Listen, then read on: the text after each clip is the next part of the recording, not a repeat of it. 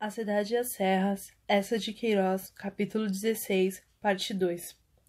Um rigíssimo aperto de mão e Sua Alteza subiu pesadamente para a Vitória, ainda com um aceno amável que me penhorou. Excelente homem este grão-duque, mas reconciliado com Paris. Atravessei para os Campos Elíseos em toda a sua nobre e formosa largueza, toda verde, com os castanheiros em flor. Corriam, subindo, descendo, velocípedes. Parei a contemplar aquela fealdade nova, estes inumeráveis espinhaços, arqueados e gâmeas magras, pedalando escarranchados sobre suas duas rodas. Velhos gordos de cachaça escarlate pedalavam gordamente. Galrafos, esguios de gâmbias finas, fugiam numa linha esfezoada, e as mulheres, muito pintadas de bolero curto, calções bufantes, giravam mais rapidamente, no prazer equívoco da carreira escarranchadas, em hastes de ferro, e a cada instante outras medonhas máquinas passavam, vitórias e faetões a vapor, com uma complicação de tubos e caldeiras, torneiras e chaminés, rolando numa trepidação estridente, espalhando um grosso fedor de petróleo. Segui para o 202, pensando, se um grego do tempo de Fídias visse essa nova beleza e graça do caminhar humano... No 202, o portelho, o velho Vian, quando me reconheceu, mostrou uma alegria enternecedora. Não se fartou de saber do casamento de Jacinto e daqueles queridos meninos, e era para ele uma felicidade que eu aparecesse justamente quando tudo se andara limpando para a entrada da primavera. Mas quando penetrei na amada casa, senti mais vivamente a minha solidão. Não restava em toda ela nenhum dos costumados aspectos que me revivesse a velha camaradagem com o meu príncipe. Logo na antecâmara, grandes lonas recobriam as tapeceiras heróicas, e a mesma lona parna escondia os estofos das paredes e dos móveis. As largas estantes de ébano na biblioteca, onde os 30.000 livros, nobremente enfileirados como doutores num concílio, pareciam assim separados do mundo, por aquele pano que sobre eles descera, depois de fim da comédia da sua força e da sua autoridade. No gabinete de Jacinto, de sobre a mesa de ébano, desaparecera aquela matula de instrumentozinhos de que eu perdera a memória, e só a mecânica suntuosa por sobre penhanas e pedestais, recentemente espaneada, reluzia, como as suas engrenagens, tubos, rodas, rigidezas de metais numa frieza morta, na inércia definitiva das coisas desaldadas, como se já dispostas no museu, para exemplificar a instrumentação caduca de um mundo passado. Tentei mover o telefone, que não se moveu. A mola da eletricidade não acendeu nenhum lume. Todas as forças universais tinham abandonado o serviço do 202, como servos despedidos. E então, passeando através das salas, realmente me pareceu que percorria um museu de antiguidades, e que mais tarde outros homens, com uma compreensão mais pura e exata da vida e da felicidade, percorreriam como eu, longas salas, atulhadas com os instrumentos da supercivilização, e como eu, encolhendo desdenhosamente os ombros ante a grande ilusão que findara, agora para sempre inútil, arrumada com um lixo histórico, guardada debaixo da lona. Quando saí do 202, tomei um fiacre, subi ao bosque de Bolonha, e apenas rolara momentos pela avenida dos Acácias, no silêncio decoroso, apenas cortado pelo tilintar dos freios e pelas rodas vagarosas esmagando a areia. Comecei a reconhecer as velhas figuras, sempre com o mesmo sorriso, imóveis, o mesmo pó de arroz, as mesmas pálpebras amortecidas, os mesmos olhos farejantes, a mesma imobilidade de cera.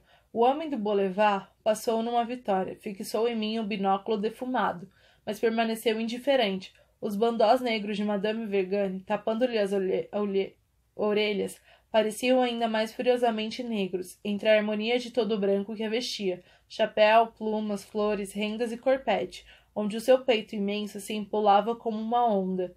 No passeio sobre as acácias, espapado em 2 cadeiras, o diretor de boulevard mamava o resto do seu charuto. Madame de Treves continuava o seu sorriso de há 5 anos, com 2 pregazinhas mais moles aos cantos dos lábios secos. Abalei para o Grand Hotel, bocejando, como outrora Jacinto, e findei o meu dia de Paris, no Teatro das Variedades, estonteado e com uma comédia muito fina, muito aclamada, toda faiscante do mais vivo parisianismo, em que todo o enredo se enrondilhava à volta de uma cama, onde alternadamente se espojavam mulheres, em camisa, sujeitos gordos em ciroulas, um coronel com papas de linhaça nas nádegas, cozinheiras de meias de seda bordadas, e ainda mais gente, ruidosa e saltitante, a faiscar de sil e de pilhéria. Tomei um chá melancólico no Julien, entre um áspero e lúgubre farejar de prostituta, farejando a presa.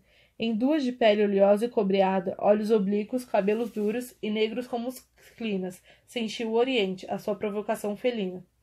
Interroguei o criado, um medonho ser de uma obesidade balofa e lívida, de eunuco. O monstro explicou numa voz relfenha e surda. Mulheres de Madagascar foram importadas logo que a França ocupou a ilha.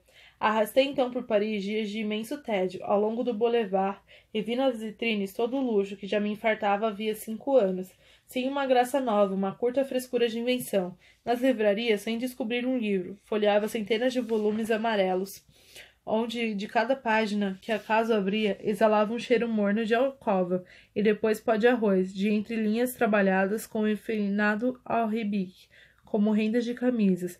Ao jantar, em qualquer restaurante, encontrava ornando e disfarçando as carnes ou as aves, o mesmo molho de cores e sabores, de pomada, que já de manhã, noutro restaurante, espelhado e dourejado, me enjoara no peixe e nos legumes. Passei por grossos preços garrafas do nosso rescante e rústico vinho de Tormes, enobrecido com o título de Chateau. Isto, Chateau, aquilo, e pós isso no gargalo. À noite nos teatros, encontrava a cama, a acostumada cama, como centro e único fim da vida, atraindo mais fortemente que o moturno atrai os morcados.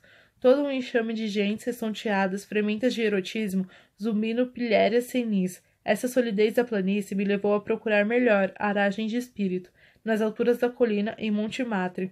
E aí, no meio de uma multidão elegante de senhoras, de duquesas, de generais, todo o pessoal da cidade recebia do alto do palco grossos jorros de obscenidades que faziam estremecer de gozo as orelhas cabeludas de gordos banqueiros e arfar com delícia os corpetes de Rons e de Doucet sobre os peitos postiços nas nobres damas.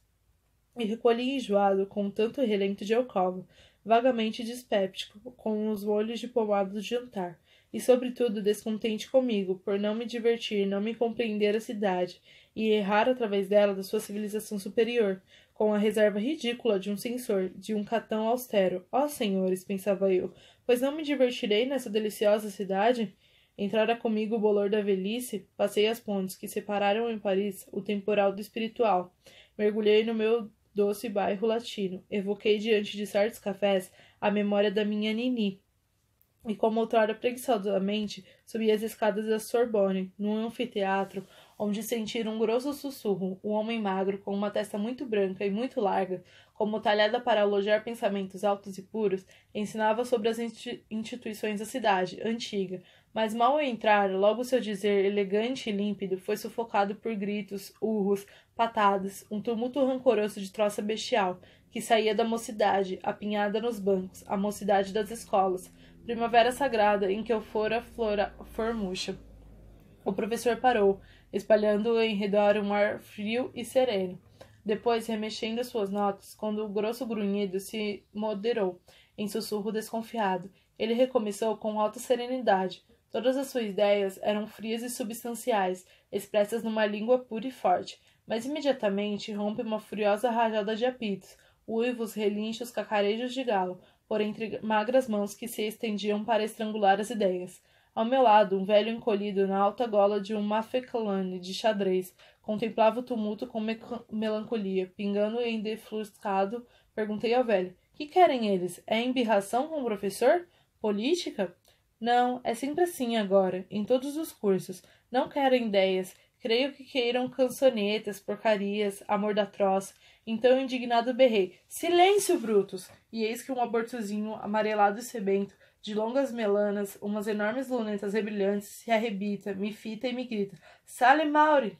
Ergui o meu grosso punho serrano e o desgraçado, numa confusão de melenas, com sangue por toda a face, aluiu com um montão de trapos moles, ganindo desesperadamente, enquanto o furacão de uivos e cacarejos e guinchos e silvos envolvia o professor, que cruzara os braços, esperando com uma serenidade simples. Desde esse momento decidi abandonar a fastidiosa cidade, e o único dia alegre e divertido que nela passei foi o derradeiro, comprando para os meus queridinhos de Tormes brinquedos consideráveis, tremendamente complicados pela civilização. Vapores de aço e cobre, providos de caldeiras para viajar em tanques, leões de pele verídica rugindo pavorosamente, bonecas vestidas pela Lafayette com fonógrafos no ventre, e enfim abalei uma tarde, depois de lançar da minha janela, sobre o boulevard, um adeus à cidade. Pois adeuzinho, e até nunca mais. Na lama do teu vício e na poeira da tua vaidade, outra vez não me pilhas, e o que tem de bom, que é o teu gênio, elegante e claro, lá o receberei na serra pelo correio. Enfim, numa tarde de domingo, debruçado da janela do comboio, que vagarosamente deslizava pela borda do rio lento, um silêncio todo feito de azul e sol.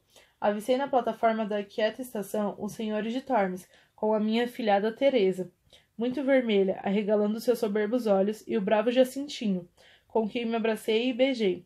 Aquele... uma bandeira branca. E o bravo Jacintinho, que empunhava na mão uma bandeira branca. O alvoroço ditoso com que me abracei e beijei, aquela tribo bem amada, conviveria perfeitamente a quem voltasse vivo de uma guerra distante, na Tartária. Na alegria de recuperar a serra, até beijoquei o Pimentinha, que a estalar de obesidade se assodava, gritando ao carregador com o cuidado das minhas malas. Jacinto magnífico, de grande chapéu serrano, jaqueta e polainas altas, de novo me abraçou. E esse Paris? Medonho! De novo abriu os braços para o bravo Jacintinho. Então, para que essa bandeira, meu cavalheiro? Do castelo, declarou ele com uma bela seriedade nos seus grandes olhos. A mãe ria. Desde essa manhã, logo que soubera da chegada do tio Zé, apareceu de bandeira, feita pelo grilo, e não alargara com ele almoçara, com ela descera de Tormes. Bravo! E ó, prima Joaninha, olhe que esta magnífica, eu também venho daquelas peles meladas de Paris, mas acho-a triunfal. E o tio Adrião e a tia Vicência? Tudo ótimo, gritou Jacinto. A serra, Deus louvado, prospera, e agora para cima. Tudo hoje fica em Tormes, para contar da civilização. No pátio, debaixo da figueira, que revi com gosto, esperavam os 3 cavalos e 2 belos burros brancos, com um cadeirinha para a Teresa, outro com um cesto de verga, para meter dentro o heróico Jacintinho. Ambos levados à rédea por 2 criados, e ajudar a prima Joaninha a montar. Quando o carregador apareceu, com um maço de jornais e papéis, que eu esquecera na carruagem, era uma papelada de que eu me sortira nas estações de Orleans, toda recheada de mulheres nuas, de historietas sujas, de parisianismo, de erotismo. Jacinto, que as reconhecera, gritou rindo. Deita isso fora! E eu atirei por um montão de lixo, ao canto do pátio, aquela podridão da ligeira civilização, e montei, mas já ao dobrar para o caminho empinado da serra, ainda me voltei para gritar ao Deus, ao Pimenta, que eu esquecera. O digno chefe, debruçado sobre o monturo de lixo, apanhava e sacudia, recolhia com amor aquelas belas estampas que chegavam de Paris, contavam as delícias de Paris, derramavam através do mundo a sedução de Paris. Em fila, começamos a subir para a serra. A tarde adoçava o seu esplendor de estio. Uma aragem trazia como ofertados perfumes de flores silvestres. As ramagens moviam como um aceno de doce acolhimento. As suas folhas vivas e reluzentes, toda passarinhada, cantava, num alvoroço de alegria e de louvor. As águas correntes saltitantes, luzídias, despediam um brilho mais vivo, numa pressa mais animada. Janelas distantes de casas amáveis flamejavam com um furgol de ouro. A serra toda se ofertava na sua beleza eterna e verdadeira, e sempre adiante da nossa fila, por entre a verdura, flutuava no ar a bandeira branca que Jacintinho não largava, dentro do seu cesto, com a haste bem agarrada na mão. Era a bandeira do castelo, afirmava ele muito sério.